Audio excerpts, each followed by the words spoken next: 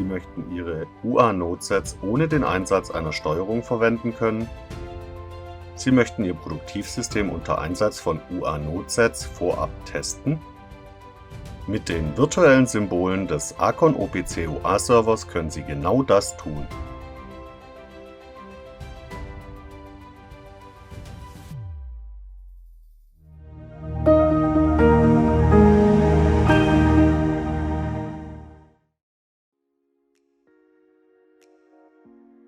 Guten Tag und schön, dass Sie hier sind.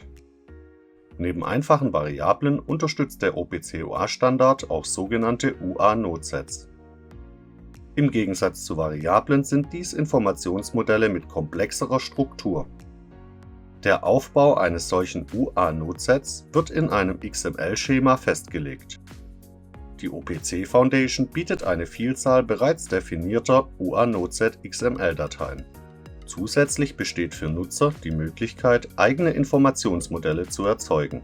Die Links zu den Referenzen der OPC Foundation finden Sie in der Videobeschreibung.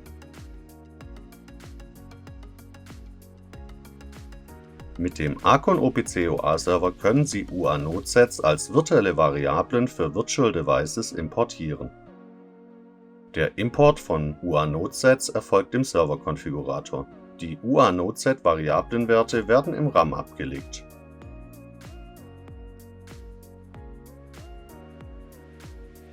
Aktivieren Sie die Option Erweiterte Einstellungen anzeigen im Serverkonfigurator. Nun werden die Optionen für den Import von UA-Notesets angezeigt. Öffnen Sie nun den UA-Noteset-Ordner. Dort können Sie die UA-Noteset XML-Dateien ablegen, die für virtuelle Symbole verwendet werden sollen. Bestehende UA-Noteset-Definitionen können Sie einfach in diesen Ordner kopieren. Ausschließlich die Dateien direkt in diesem Ordner können für virtuelle Symbole verwendet werden. Dort finden Sie auch ein Beispiel. Nach dem Entpacken können Sie dieses ebenfalls verwenden. Liegt die XML-Datei des UA-Notesets im entsprechenden Ordner, kann dieses vom Serverkonfigurator geprüft werden.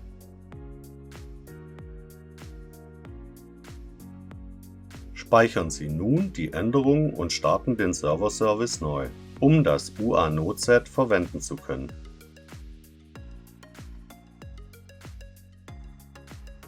Öffnen Sie nun einen UA-Client und verbinden Sie sich mit dem Server.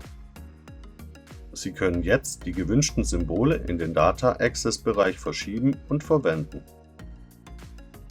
Sie haben noch Fragen? Dann stellen Sie diese gerne in den Kommentaren.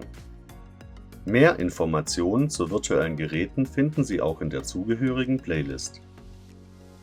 Vielen Dank und bis zum nächsten Mal.